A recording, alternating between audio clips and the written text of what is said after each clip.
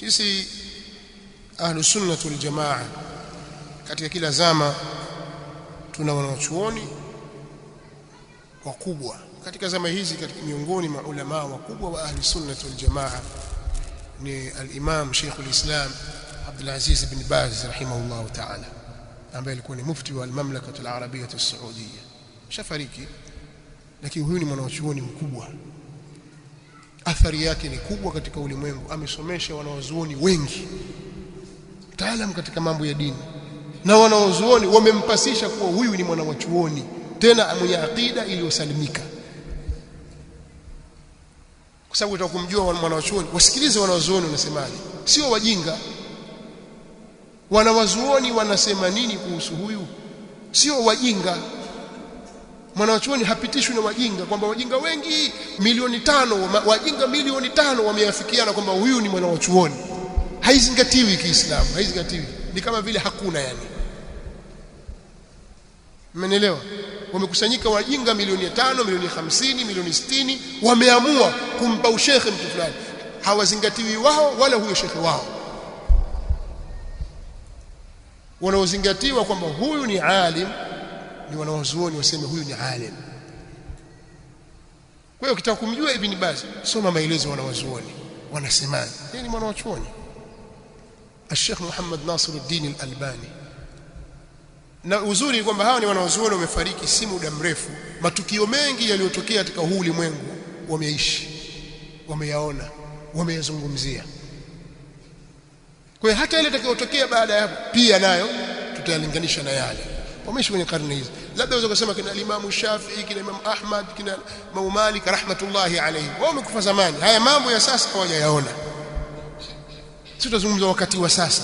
Huu wakati utokea mambo ya maandamano, mambo ya vitu gani, mambo ya vitu gani, hawa hawakuyadiriki. Sisi tunazungumza hawa waliodiriki ni wanawazuoni hao, kina Sheikh Muhammad Nasiruddin al-Albani. Ni mwanachuoni mkubwa katika wanachuoni wa Ahlus Sunnah wal Jamaa katika zama hizi. Asili yake huyu bwana ni mzungu wa Albania. Albania ni nchi iko Ulaya Mashariki. Alizaliwa kule, babake alikuwa ni shekhi, mwanachuoni mkubwa. Ulipoingia ukomunisti katika nchi zile, baba yake akakimbia kule na familia yake, akatoka nchi za Ulaya akaja Damascus, Syria. Akakaa pale, mtoto wake akakulia pale, akasoma pale kwa wanawazuoni akiwa babake. Kwa ni mzungu. Mzungu tu bwana, karibu dini. Wazungu wako wengi katika dini humu, wanawazuoni wakubwa. Katika wanawachuoni wa Kishafi mzungu Abu al-Abbas Shihabuddin ibn an-Naqib, mwenye kitabu cha Umdatu Salik wa Uddatu an-Nas, kitabu maarufu katika madhhabi ya Shia. Tukisomesha hapa sisi, kitabu muhimu kabisa cha sheria ya Kiislamu. Haya tuliyotaja yote yametajwa kwenye kitabu chake. Miongoni mwa vitabu vinavyosomeshwa katika mahadi yetu hii ni kitabu cha Ibn an-Naqib Shihabuddin ar-Rumi, mzungu. Ukisikia Rumi mzungu, kwa kuwa mzungu, kuwa Mturuki, kuwa Mhindi, haimaanishi kwamba wewe sio Muislamu. Uislamu ulifika kule, ulifika Cyprus mapema kabisa katika zama za kina Muawiya bin Abi Sufyan. Ndiye aliyepeleka manuari ya Kiislamu ikaingia Cyprus, ikaenda Vienna, Namsa. Uislamu ukazichukua nchi zile mapema kabisa, mpaka ilipokuja dola ya Ottoman, dola al-Uthmaniyya, ikazichukua nchi zote zile zikawa ziko chini ya utawala wa Kiislamu. Pametoka wanawazuoni wengi wazungu. Hata huko Spain tuliposema kwa Andalus, wanawachuoni wengi wametoka katika karne nyingi wa kizungu, wameandika kwenye fani mbalimbali za Kiislamu, tafsiri za Qur'an, hadithi za Mtume sallallahu alaihi wasallam, walikuwa Waislamu. Hivyo hivyo katika Amazigh, Misri na nchi nyingine, Wahindi walikuwa wanawazuoni wakubwa wakubwa. Mwanachuoni mwenye kitabu Fathul Mu'in al-Milibani, Muhindi. Sasa usimtume mtu kwanza yule mzungu tu, ndio Mwafrika tu, alafu mbantu wahid, kwa ndio sio Muislamu bwana. Hii haimaanisha sisi tumeshavunja misingi ya ukabila na umiji na vitu kama hivi havipo kwetu. Tunaangalia dini ya mtu. La fadhila li arabiyin ala ajamiyin wala ajamiyin ala arabi. Hakuna ubora huo kwamba Mwajemi asiyekuwa Mwarabu ni bora kuliko Mwarabu au Mwarabu ni bora kuliko Mwajemi. Hakuna kitu hicho. Mwenye fikra hizo ni mtumwa wa mawazo na fikra. hizbi mutaassib, hana mwelekeo mtu. Kwa hiyo Sheikh Al-Albani rahimahullah ta'ala ni mwanachuoni mkubwa katika wanachuoni wa zama hizi na ameacha athari kubwa katika ulimwengu wa Kiislamu, pamoja na kwamba masufi, mahizbi na watu mbalimbali wanamtukana sana, lakini hiyo haijalishi kwamba yeye si mwanachuoni. Sheikh Muhammad bin Salih Al-Uthaymeen rahimahullah ta'ala ni katika wanazuoni wetu wakubwa, ameacha athari kubwa katika ulimwengu wa Kiislamu kwa uandishi wake na usomeshaji wake wa ilmu na tazkia nyingi za wanawazuoni kumpasisha kwamba ni mwanazuoni. Sheikh Muqbil bin Hadi Al-Wadi'i Al-Yamani, Sheikh Muqbil katika wanawazuoni wa Yemen, wanawazuoni wakubwa katika ulimwengu ahli sunnah wal jamaa, amesoma Makkah, amesoma Madina, amerudi kwao, amefanya kazi kubwa sana rahmatullahi ta'ala alayhi. Wanawazuoni mwingine Sheikh Muhammad bin Ali Al-Jami, Ethiopia, huyo asili yake, katika wanawazuoni maulama wakubwa, amesomesha katika chuo kikuu cha Madina, amesomesha katika msikiti wa Mtume Muhammad sallallahu alaihi wasallam, na wanawazuoni wanamtambua kwa ilmu yake. Kina Ibn Baz na wengine wamtaja kama ni katika wanawazuoni, wako wengi. Kuna Sheikh Abdul Muhsin Al-Abbadi hafidhahullah ta'ala, kwa muda mrefu, miaka mingi amesomesha katika chuo kikuu cha Madina, amesomesha msikiti wa Mtume sallallahu alaihi wasallam. Sheikh Muqbil tumepata bahati sisi, Allah amejalia tumesoma kwake kwa kipindi fulani. Sheikh Abdul Muhsin Al-Abbadi tumekaa chini yake kusoma kwa kipindi fulani. Katika wanawazuoni amesomesha msikiti wa Mtume sallallahu alaihi wasallam kwa miaka mingi, mpaka amekuwa mtu mzima kiasi ambacho sasa basi kaacha kusomesha, amesimama tu, yuko nyumbani kwake, anakuja msikitini kuswali na kurudi, yuko Madina. Sheikh Rabi' ibn Hadi Al-Madkhali rahimahullahu ta'ala alikuwa ni mwalimu katika chuo kikuu cha Madina, ameandika, amesomesha kwa muda mrefu, akahamia Makkah, akarudi tena Madina. Wanawazuoni wanamtaja na kumuelezea kwa kheri na kumsifu kuwa ni mwanachuoni. Na wengineo kina Sheikh Saleh Al-Fawzani ambaye sasa ndio mufti mkuu wa Saudi Arabia, katika vitabu bora alivyoviandika, andika vitabu vingi, lakini kitabu chake bora kabisa kilichokiandika kinachoonyesha upeo mkubwa wa maarifa yake ni kitabu ambacho sisi tulikisoma Jamii Islamia kama kitabu cha kimtaala pale, kitabu cha kusomeshea, kitabu cha faraidh chaitwa At-Tahqiqat Al-Mardiyya. Kitabu kimeandikwa katika ufundi mkubwa na mahesabu ya hali ya juu kabisa, mfumo wa hisabu mzuri kabisa. Ukiandika yeye nilikuwa kisomesha Jamii Islamia katika wakati wetu, Sheikh Saleh Al-Fawzan. Sasa sio ukaona watu kachaguliwa kwa mufti, ukaona kapewa tu kwa ujamaa. Watu wamesoma, wameandika, wamesomesha. Allah warehemu wote waliokufa na awasamehe na awafutie makosa yao na awahifadhi walio hai. Wanawazuoni wako wengi, nimewatajia tu kwa mfano. Kwa hiyo yanapotokea matukio kama hayo, ni vizuri watu wakarudi kwa wanawazuoni, wakaangalia fatawa zao zinasemaje, wanaeleza nini. Watu wengi watakuja sasa, kule Gaza imekuwaje? Mbona sasa wanawachuoni hatujawasikia? Hujafuatilia tu wewe, una sehemu zako za kufuatilia, huwezi kujua, una vyanzo vyako vya habari. Sasa muda hautotoshi, lakini kuna ujinga mwingi sana katika mjitamaa wetu sisi, kwa sababu ya kutokujua maelekezo, kutowajua wanawazuoni wetu na kutokujua maelekezo yao wanaelekeza nini. Siku moja mimi niliwahi kuzungumza wakati vita ile imeanza Gaza. Allah wafariji ndugu zetu Waislamu waliohudhurika na mtihani ule, mtihani mzito sana. Ukiisoma historia, jambo hili si la kwanza wala si kubwa kama hayo yaliyopita katika historia. Kuna mambo mazito yalipita katika umma wa Kiislamu zaidi ya haya tunayoyaona sasa hivi. Mpaka kuna mwanachuoni mmoja wa kihistoria wa Kiislamu anaitwa Ibn al-Athir, katika mjalladi wake wa 9 volume namba 9, alipokuwa 9 au 10 nasahau sasa, lakini nimesoma muda mrefu, alipokuwa akielezea mashambulizi ya wanaoitwa wa Mongolia, Tatars wa Mongolia, walipokuja kutoka huko Mongolia kuja katika nchi za Kiislamu, wakaingia katika mji wa Baghdad na miji mingine. Tukio lile al-Imam Ibn al-Athir asema, nimefikiria, nimetafakari mara nyingi sana kulielezea tukio hili. Kwa hakika hili jambo halijawahi kutokea tangu dunia imeumbwa. Kwa hiyo nataka kuandika, lakini nafsi yangu nasikia huzuni sana kwa mambo yaliyowasibu Waislamu. Sheikh Waislamu waliuawa kwa kiwango cha kutisha mno, haijawahi kutokea. Allah subhanahu wa ta'ala akatia hofu katika nafsi za Waislamu. Anaweza kuja askari mmoja wa Kimongolia akawakuta kundi kama hili la Waislamu, akaua mmoja baada ya mwingine, akamuua huyo, akamuua, afu akaondoka, asiguswe hata na mtu mmoja. Watu wote kimya, wamepata baridi.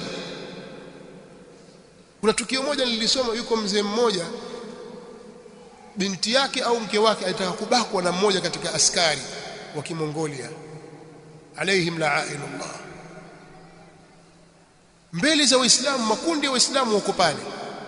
Kaja mtu mmoja tu, yule mzee ana miaka kama 70, akasema mimi sikubali bwana, humbaki. Akapigana, akauliwa pale. Waislamu hivyo wakaangalia, hofu imewapata, imeingia katika nyoyo zao, washindwa hata kunyanyua mkono. Usi mtu mmoja tu tumnyonge huyu, kila mmoja achukue kiungo chake, lakini walishindwa hata kuthubutu kumwambia acha. Haya yana maelezo kutoka kwa Mtume sallallahu alaihi wasallam. Waislamu wakifika katika hali fulani wanapatwa na hali hii, lakini hiyo hali yatokana na sisi Waislamu wenyewe, si mtu mwingine. Ukisoma hadithi ya Mtume sallallahu alaihi wasallam utaona hali hii itajikariri, itawatokea Waislamu watakapokuwa wamefikwa na hali fulani. wala yanzi'anna Allahu fi qulubi aduwikum almahabata minkum wala yaqdhifanna Allahu fi sudurikum alwahn. Allah subhanahu wa ta'ala ataondosha hofu ya kuogopa nyinyi, ataondosha hofu katika nyoyo za maadui zenu ya kuogopa nyinyi. Mtakuwa hawaogopi, watafanya wanapotaka, na nyinyi mtapewa maradhi ya wahn, sababu imetajwa na Mtume sallallahu alaihi wa alihi wasallam. Sasa hii hali ilitokea, nataka kurudisha nyuma kidogo. Hivi sasa nchi za kikafiri za magharibi na mashariki zimekuwa na nguvu sana katika upande wa kijeshi, kwa silaha wana nguvu. Nchi nyingi za Kiislamu za dema sasa, na wao washawasoma Waislamu ule udhaifu wao. Kwa hiyo wanafanya wanachokitaka kwa Waislamu, na Waislamu hawezi kufanya kitu. Tunabaki tunanyoshana vidole tu. Sasa nilieleza siku ile wakati wa mashambulizi ya Gaza yalipoanza, nikasema kitu cha kwanza kikubwa ambacho sisi tunatakiwa tukifanye ni kumuomba dua sana Allah subhanahu wa ta'ala. Tuwaombee wale ndugu zetu, kwa sababu nusru itoka kwa Allah subhanahu wa man nasru illa min indillah. Tayari tuko katika hali ya udhaifu, lakini kuna makundi yanasababisha hili kwa makusudi. Nikatoa mfano. Kwa mfano, mimi nilifuatilia nyuma kidogo, kuna baadhi ya watawala wa nchi za Kiarabu waliona ni vizuri tujishushe chini, tuingie kwenye mazungumzo ya usuluhishi na upatanishi na Wazayuni, pamoja na kwamba kila mara wanawashambulia Waislamu, wanawaua, wanavunja mikataba. Lakini sasa hali ilivyo, tuingie nao tu mikataba ya amani, wakiongozwa na Saudi Arabia. Wakaingia katika mazungumzo, pakazungumzwa mpaka sasa ikawa baadhi ya vipengele vyatekelezeka. Watu kutoka Palestina, hasa bil khususi Gaza, wanasafiri kwenda kufanya kazi nchi ya Kizayuni huko, yani Israeli, wanakwenda wanarudi, milango imefunguliwa, watu wanakwenda na kurudi, na mazungumzo mengine yanaendelea. Sisi tunaona kwamba hiyo ni afadhali, hata kama ana malengo mabaya, ana nia mbaya, lakini amani yao na utulivu wao wale ndugu zetu ni afadhali, ndio akhafu dararaini wasulhu khair. Bali Mtume صلى الله عليه وسلم aliingia sulhu na Mayahudi mbalimbali na washirikina, aliingia nao mikataba, tena kwa mikataba kandamizi. Hakuna mkataba kandamizi kama wa sulhu ya Hudaybiyah, lakini Mtume صلى الله عليه وسلم aliukubali kwa maslahi. Sasa kuna baadhi ya makundi waliona kwamba hii suluhu ikipita ina maana ni heshima kwa nchi fulani na nchi fulani na nchi fulani. Itakuwaje sasa? Hakuna suluhu. Yakafanyika mashambulizi yale ya Oktoba 7 ilikuwa Oktoba 7 ilikuwa. Kweli Mayahudi waliuawa, kuna vitu viliathirika. Lakini hebu pimeni sasa maslahi ya kuuliwa wale Wayahudi waliouawa katika kipindi kile na siku ile na shambulizi lile na uharibifu uliofanywa na Mayahudi ndani ya Gaza. Gaza haiko. Nchi yote imevunjwa. Watoto wangapi wamekufa kwa mashambulizi yale? Wanawake wangapi wamebakwa? Watu wangapi wamepata ulemavu? Mashambulizi ya kinyama zaidi ya genocide. Zaidi na ulimwengu watazama, waona, waunga mkono, Waislamu wapige kelele. Lakini sulhu au vita vipi ilikuwa na nafuu, ilikuwa na khairi? Nikasema mimi haya mauaji yanayofanyika na uharibifu unaofanyika matokeo yake itakuwa sulhu. Lakini sulhu wakati tushauawa, sulhu miji ishaharibika. Kwa nini singekuwa kabla? Yuko mmoja katika wanaharakati, si shekhe, wanaharakati wa kisufi mshia, sufi mshia, akanijibu, nyinyi mmetumwa na Mayahudi. Mashehe waliotumwa na Mayahudi. Asiyazungumza maneno hayana mwelekeo wote, lakini ili mradi tu kwamba naye kasema, kaona huyu mtu mzima mpuuzi, nimwache. Sasa imekuja yale kwamba sulhu. Baada ya kuwa nyumba yako imevunjwa, hakuna kukulipa. Hospitali zimevunjwa, watu wameuawa. Hao wanaotaka kupigana wamejificha chini ya mapango, wengine wamejificha Qatar. Sasa mapigana vipi? Nyinyi mmejificha, wanauliwa na watoto na wanawake. Waliopata njaa ni watoto na wanawake, nyinyi mmejificha chini ya mapango. Tokeni mkapigane. Suluhu matokeo na makoti yenu na masuti. Watu washakufa. Hii si sawa. Alafu mtaka watu nchi za Kiarabu saidieni. Wao pia wana akili. Walijua ni mtego umetegwa ule. Kasifiwa Muirani kwa jitihada alizozifanya, kwamba kwa sababu aliuliwa fulani na wao akalipiza. Lakini ile Gaza yote yapigwa, hakuna mtu analipiza. Akiguswa yeye alipiza, alirusha makombora 300 mia ngapi, mtulia. Gaza yaisha. Lakini wewe umeguswa mitambo yako tayari umerusha makombora. Mambo ya kufikirisha sana. Kumbe nguvu zipo, kwa nini wasipambane kutoka mwanzo mpaka mwisho? Hawa Waarabu wote hao wanafiki hao wote, nyinyi Waislamu hapiganeni nao sasa. Mbona mpaka uguswe wewe sasa? Ndugu yako apigwa au liwa, uko kimya umtazama, wewe utoa matamko tu. Umepigwa kidogo hivi wewe waanza kupigana wewe, warudishia, alafu watulie waangalia auliwa ndugu yako mwingine. Uislamu wa vipi? Jihadi ya vipi hiyo? Lakini sisi kazi yetu ni kushabikia. Sasa nasema tusishabikie, sisi tuombeni dua, ndio uwezo wetu. Au wewe una uwezo mwingine wa kufanya? Mbona uje uonyesha uwezo huo? Ningesoma al-Badiri ahli al-Badr, kwa Mayahudi wakafa wote, wakaharisha kweli kweli. Au mpaka uibiwe wewe? Mpaka uibiwe ndio sasa mimi nitawasomea ahli al-Badr. Sasa ahli al-Badr mpaka uibiwe wewe bwana, uibiwe koti lako ndio usome ahli al-Badr bwana. Tumekuwa madhaifu, alafu tumekuwa watu wa hadaa na udanganyifu. Tusiwe namna hiyo. Tujue tunapita kwenye kipindi gani, kwenye hali gani. Tutakiwa tuseme nini, tufanye nini. Tumwombe Allah subhanahu wa ta'ala tutie nguvu katika dini yetu. Lakini udhaifu tunaujenga kutoka kwenye nafsi zetu. Lazima turudi kwenye Uislamu sahihi, tuwatambue maulama wetu, turudi kwao. Na wao sio maasumun, wanaweza kusema jambo wakapata wakakosea, ndivyo ilivyo kawaida mwanadamu. Lakini alim mujtahid akitoa fatwa akapatia, anapata ujira mara 2. Akikosea anapata ujira mara 1. Wewe ukipata au ukikosea, ukitoa hukumu katika sheria upata dhambi. Yani mtu mjinga, angalia Uislamu unavyoeleza. Mtu mjinga akizungumza kwa rai yake, hata kama akapatia, apata dhambi. Mwanawachuoni akizungumza katika dini ya Allah akafanya ijtihadi, akatoa juhudi yake, akatafakari, akachimbua masala, akayafanya utafiti, akipatia anapata ujira mara mbili. Kama atakosea atapata ujira mara moja mbele ya Allah subhanahu wa ta'ala. Kwa hadithi ya Mtume sallallahu alaihi wasallam, mjinga apata dhambi. Hilo takiwa wewe ulijue. Na yote yanayotusibu ni kwa sababu ya nafsi zetu. Inna Allaha la yughayyiru ma biqaumin hatta yughayyiru ma bi anfusihim. Kwa hakika Allah subhanahu wa ta'ala hata yabadilisha mambo yaliyoko kwa watu mpaka wao wabadilike.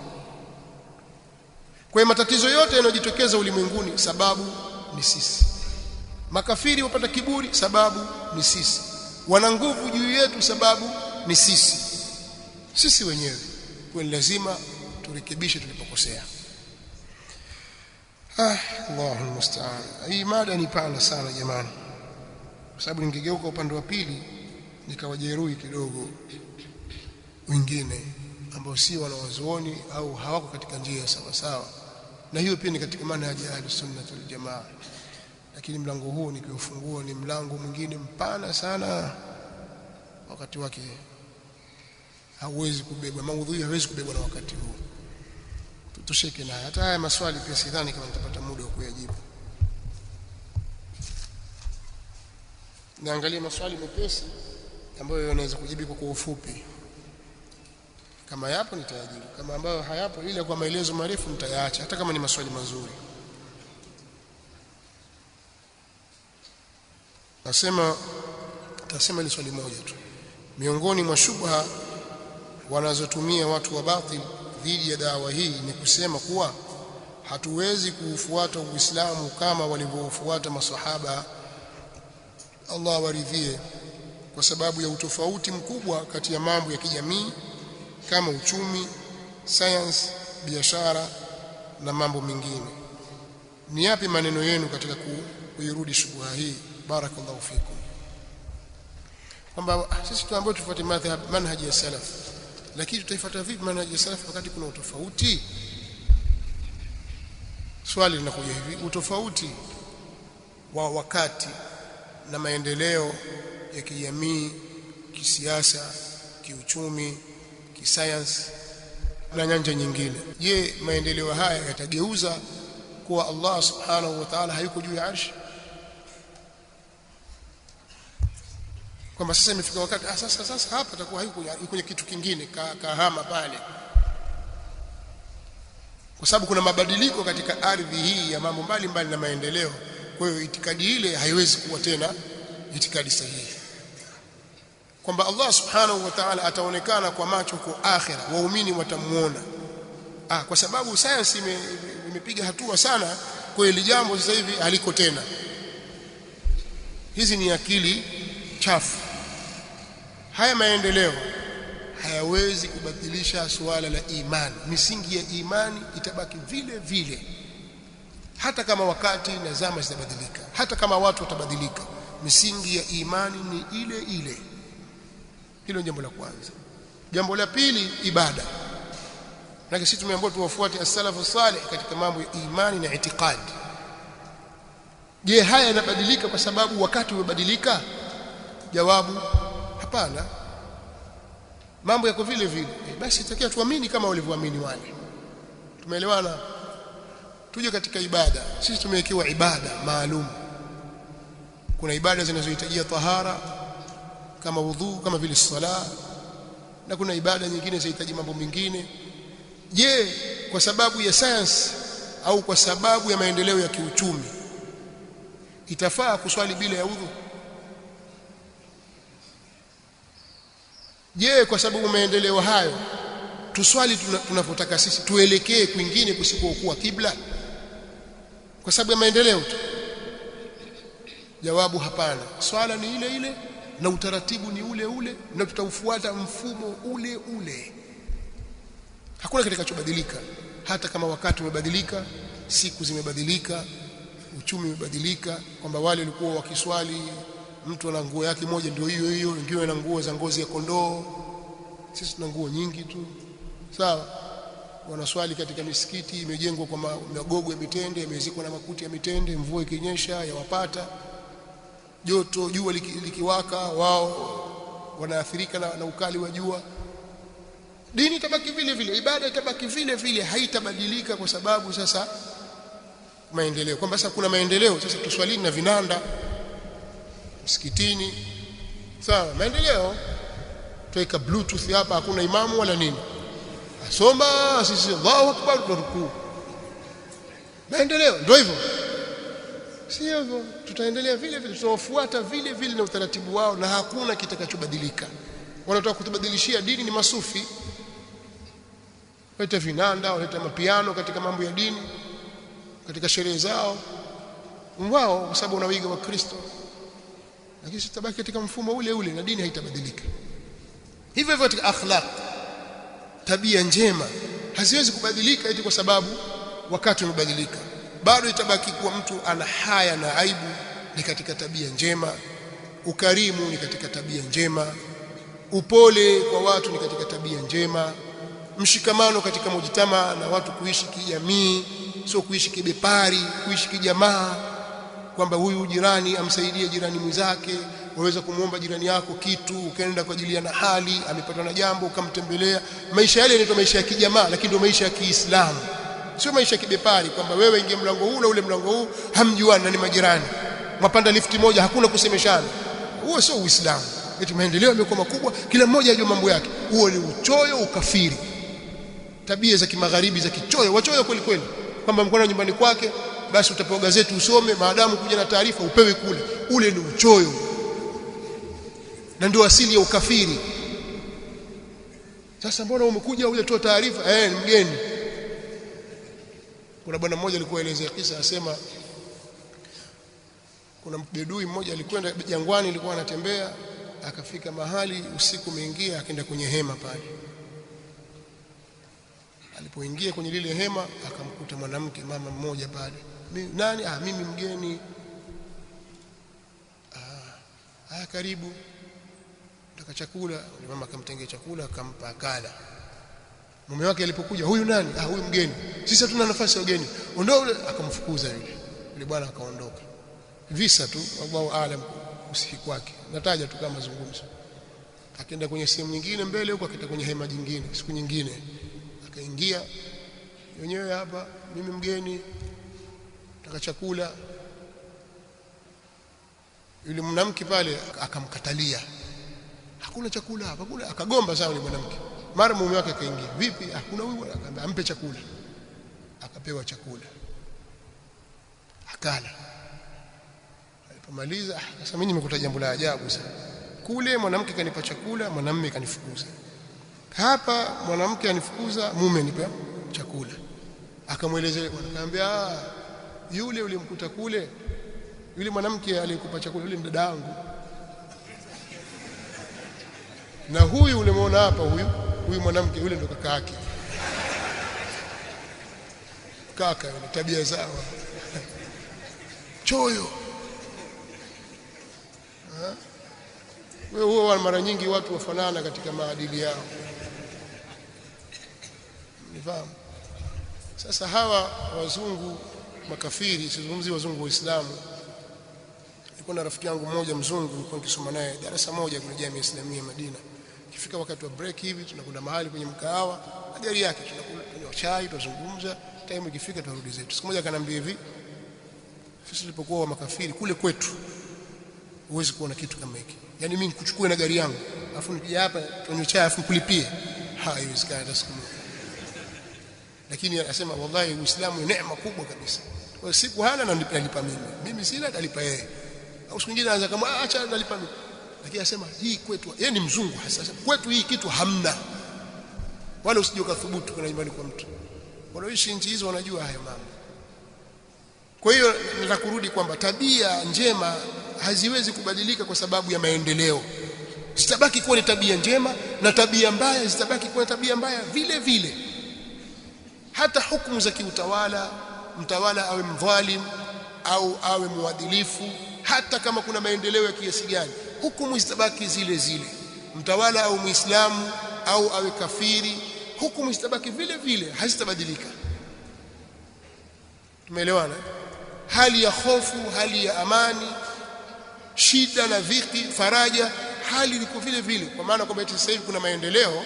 Kwa hiyo tukifanya shughuli zetu na harusi zetu, ruhusa sasa sisi tucheze ngoma, tule nguruwe, tunywe bia. Sio jua watu wameendelea sasa, leta bia, mambo ya zamani ya wazee kwamba Uislamu hauwezi kupitwa na wakati. Uislamu ni dini salihun likulli zamanin wa makan. Kama ndio hivyo, basi sisi ni wajibu juu yetu kushikamana na yale walioshikamana na wenzetu katika jambo la dini. Sasa kwenye matumizi ya vitu vya kilimwengu, sasa hayo ndio mambo mengine. Sasa hayafungamani chochote na nguzo za imani wala nguzo za Uislamu wala hukumu za ibada wala katika akhlaq wala chochote. Kwamba sasa wao hawana simu, sasa ndio nini? Haya, kweli ilikuwa hawana simu, ndio nini? Sasa imeharibika kitu gani sasa? Utapewa hukumu yake. Je, simu kuitumia hivi yafaa au haifai? Jambo hili yafaa, hivi haifai. Wao walikuwa hawana Instagram, sasa leo unayo, ndio nini sasa?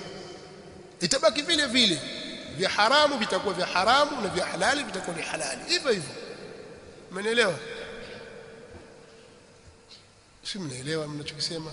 Uongo utabaki kuwa ni uongo hivyo hivyo, hata kama waandika kwenye Facebook ni uongo tu, haitabadilika kuwa ni ukweli eti kwa sababu wale walikuwa hawana Facebook.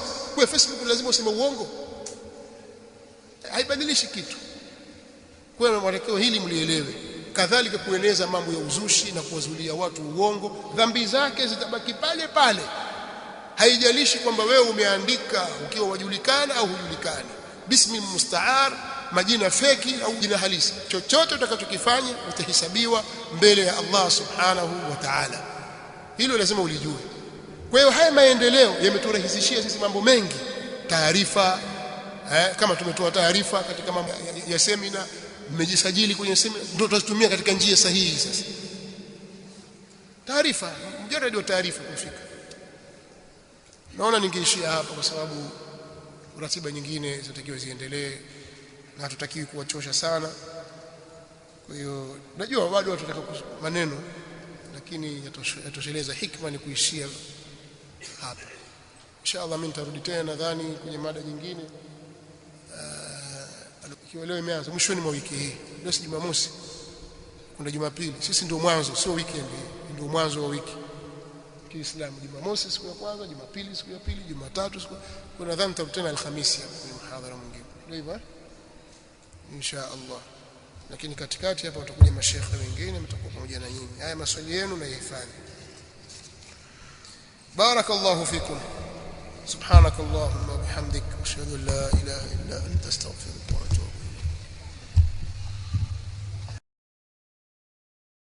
Hii ni Wajawema Online TV. Hapa ni elimu tu.